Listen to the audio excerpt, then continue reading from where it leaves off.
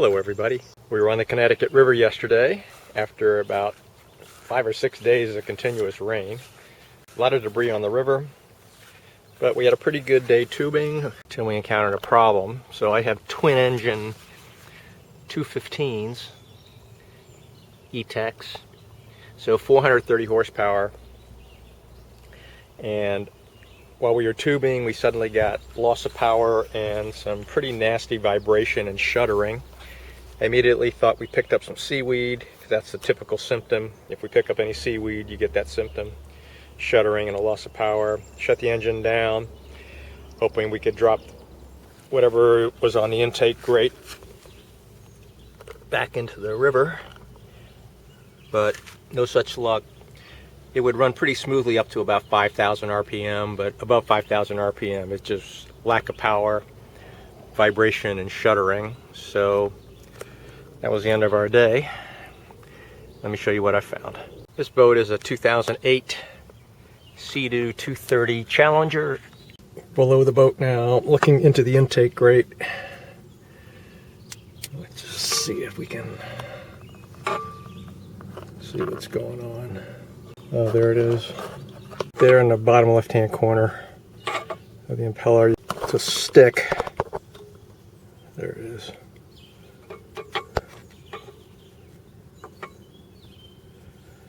It's a stick jammed in there. So I'll just pull the pump. We'll have to remove the steering and the reverse gate linkages. And then, because these engines are tied together, we'll have to remove some of the linkages that connect one engine to the other engine, so they both turn at the same time and they reverse at the same time. So slightly more complicated than a ski, but not really. At the end of the day, there's 4 nuts in the back that have to come off besides the linkages. Then the whole pump should pull out and I'll be able to get that debris off of the impeller.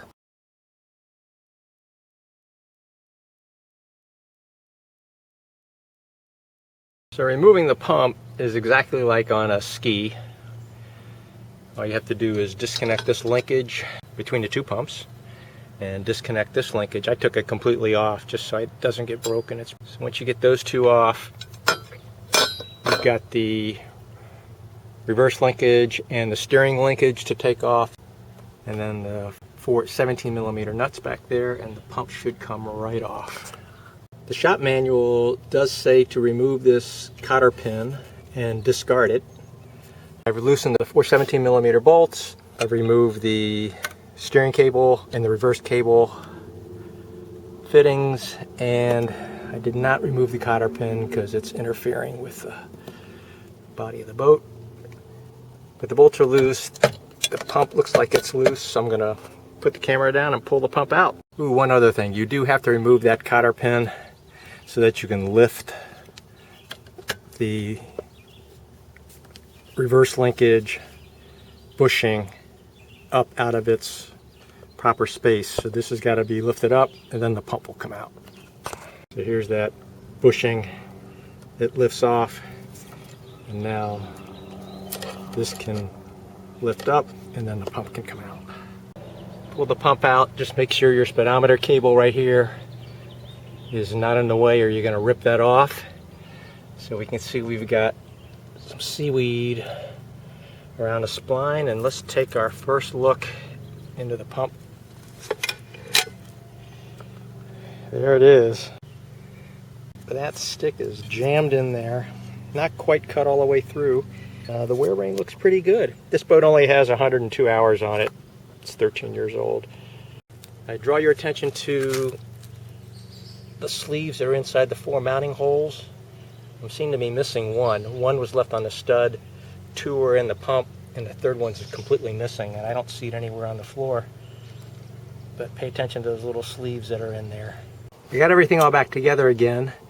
I think there's a chance I might have been able to grab that stick and remove it through the grate, but the grate's got a lot of sealant on it, and I think removing the grate and trying to pry that thing off is a lot more trouble than removing the 4 bolts that hold the pump.